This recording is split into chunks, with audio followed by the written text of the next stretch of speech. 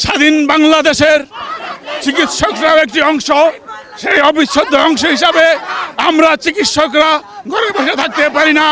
আমরা এই নির্মম হত্যাকাণ্ডের তীব্র প্রতিবাদ জানাই এবং সকল ছাত্রছাত্রীকে যাদেরকে আজকে জেলে কারাগারে নিক্ষেপ করা হয়েছে সকলের নিঃশর্ত মুক্তি চাই। হাসপাতালে রোগীদেরকে সামলাতে হচ্ছে, এই আহত বাচ্চারা, এই ছাত্ররা আমাদের কাছে আসতেছে, অনেক ছেলে মেয়ে চোখ হারিয়েছে, এগুলির জবাব চাই।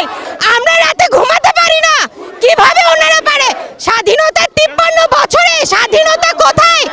কথা বলার স্বাধীনতা নাই, চলার স্বাধীনতা নাই, বের হওয়ার স্বাধীনতা নাই। আমরা একজন মেডিকেল শিক্ষার্থী হিসেবে যখন নিজেদের ক্যাম্পাসে চেষ্টা করেছি আন্দোলন করার, আমাদেরকে দমিয়ে দেওয়ার চেষ্টা করা হয়েছে। কিন্তু এখন আমরা সবাই একত্রিত হয়েছে, সবাই একত্রিত হয়ে আমাদের শহীদ ভাইদের যতদিন পর্যন্ত বিচার না হবে, আমাদের গ্রেফতারকৃত ভাইদের যতদিন পর্যন্ত ছাড়া না হবে, ততদিন পর্যন্ত আমরা রাজপথ ছাড়ছি না। আমার 3টা স্টুডেন্ট এখনও জেলে।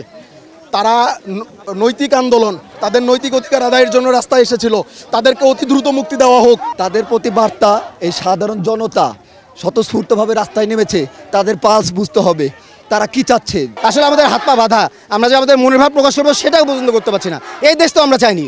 আমরা পেলাম কি কোটা, কিন্তু বিনিময়ে কি দিলাম? রক্ত।